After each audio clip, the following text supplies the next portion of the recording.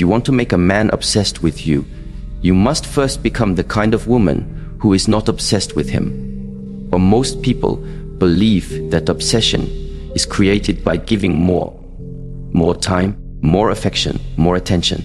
But obsession, true obsession, is born not from excess. It is born from absence, from inner stillness, from what a man feels about himself when he is in your presence. A man becomes obsessed not when you flatter his ego, but when you make him question who he must become to stand beside you. And here lies the paradox. To awaken the deepest loyalty and longing in him, you must be willing to disrupt the part of him that seeks comfort over growth. You must be the mirror that reflects back his unrealized potential, not his polished pride. When you stop reacting to his ego, when you withdraw emotional permission from his lower self, he doesn't forget you, he replays you. And the more still you become, the louder your absence echoes. There is a silent force that drives nearly every choice a man makes, his ego. And while most people fear it, flatter it, or fight it, few understand its true nature. The ego is not the enemy. It is not even the truth of who a man is. It is simply a mirror, one that reflects back how he perceives his own worth in the presence of others. To influence a man's behavior, you must stop trying to manipulate him directly. Instead, understand what version of himself he sees when he is with you. If your presence amplifies the image he holds of himself as valuable, capable, admired, he will gravitate toward you, not because of you, but because of how he feels around you.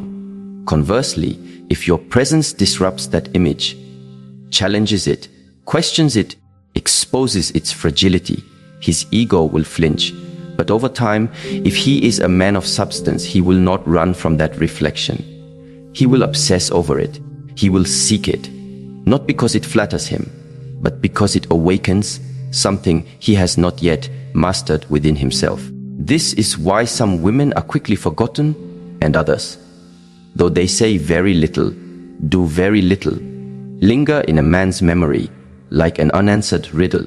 It is not what they gave, but what they reflected. There is a story often told in monasteries about a young man who seeks out a master after experiencing deep rejection from a woman he loved. He approaches the master and says, "She shattered me. Her silence, it was unbearable." The master replies, "No, her silence did not shatter you. It revealed the parts of you that were already broken." The young man grows angry. "So she's not to blame for my pain." The master looks at him and says, "Pain is a teacher. Do not blame the teacher for showing you what you still need to learn." This is the power of reflecting rather than reacting. When you stop personalizing a man's ego, when you see it as a mirror, not a master, you gain incredible freedom. You stop overcompensating. You stop shrinking to avoid conflict. You stop performing roles that were never yours to play. Instead, you become grounded, clear, calm. There's a quiet kind of strength in a woman who no longer dances for approval. She doesn't try to inflate a man's ego to make him stay, nor does she seek to punish it when he pulls away. She simply mirrors back whatever truth he is unwilling to face within himself, and that, paradoxically, is what makes her unforgettable. A man's ego, by design, resists what it does not understand. But once he begins to associate your presence with deeper self-awareness, something subtle begins to shift. He may resist at first. He may even retreat. But if he has the capacity for growth, your presence will plant a seed in his mind that grows quietly in his absence. He will begin to question himself, not in the way that weakens him, but in the way that evolves him. The greatest impact you can have on a man is not through your words, but through your state of being. You do not have to be loud to be heard. You do not have to be dramatic to be felt. You simply have to be aligned, inwardly still, emotionally sovereign, boundaried in your energy, yet open in your presence. When a man experiences this, He realizes that you are not seeking to control him. You are inviting him to meet you where depth resides. This requires discipline. It requires patience, and it requires emotional maturity, especially when his ego reacts with defensiveness, withdrawal, or false bravado. But if you respond with stillness rather than reactivity, you teach him something profound. You teach him that not everything is about him. You teach him that your peace is not a reaction to his behavior. It is your natural state, and that realization will unsettle him more than any accusation ever could. Reactivity feeds ego, but observation disarms it. This is where true power begins to unfold. The second teaching. Emotional non-reaction is not indifference. It is not coldness. It is not pretending not to care. It is choosing not to participate in the chaos of another person's inner storm. When you can stand still while someone else thrashes in emotional confusion, you become the grounding force they didn't know they needed. Think of a mountain. It does not lower itself to meet the clouds. It simply exists, solid, immovable, quietly aware. Storms may come, winds may scream, but the mountain does not shout back. It does not chase the storm. It endures, and by its very endurance, it becomes the thing others lean on when the winds become too strong. There is deep seduction in stillness, not because it manipulates, but because it reveals. When a man throws his emotional energy outward, through anger, silence, or detachment, and you do not match it with your own emotional chaos, something remarkable happens. His energy returns to him. He is left to feel the full weight of his own projection. And in that space, he is forced to confront it. This is the mechanism by which obsession forms. Not through control, but through inner mastery. There's a neurological process called mirror neurons, cells in our brain that allow us to mimic the emotional states of those around us. When you remain emotionally still, the person in front of you cannot escalate. His nervous system begins to co-regulate with yours. This is not philosophy.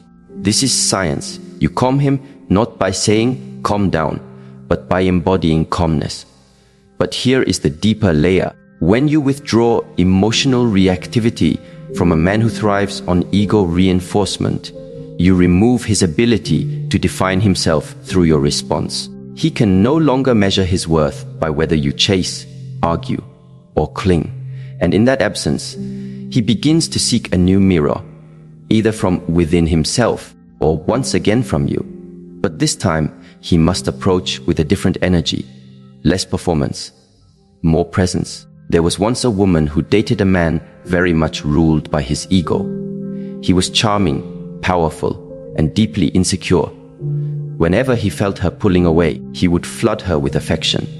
And whenever he felt secure again, he would withdraw. One day, she stopped reacting. She stopped trying to decode him, fix him, or soothe his ego. Instead, she focused on her breath, her posture, her internal stillness. She became rooted in herself, and suddenly, he became agitated, confused. Why wasn't she responding? Why wasn't she reacting? He came to her and said, "Do you even care?" She looked at him gently and said, "I care deeply, but I no longer react from fear. I listen now to what your energy says more than your words." He stood in silence, stunned. For the first time, he felt seen. Not in the way that made him feel adored, but in the way that made him feel exposed. You see, to hurt a man's ego is not to insult him or belittle him. That's immature and unwise. To hurt a man's ego, if it is to have any transformational value, is to stand so deeply in your own truth that the false part of him has nowhere left to hide. You don't raise your voice. You raise your vibration. And in that elevation, he must choose to rise with you or fall away. But do not fear the falling away. That too is wisdom, because the more you react from emotion, the more you blur the lines between what is yours and what is his. You begin to carry his insecurities as your own.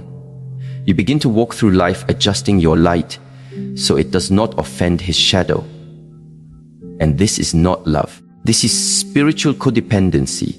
When you instead choose clarity over chaos, self-possession over performance, and silence over shouting, you reclaim a kind of power that cannot be taken, only recognized.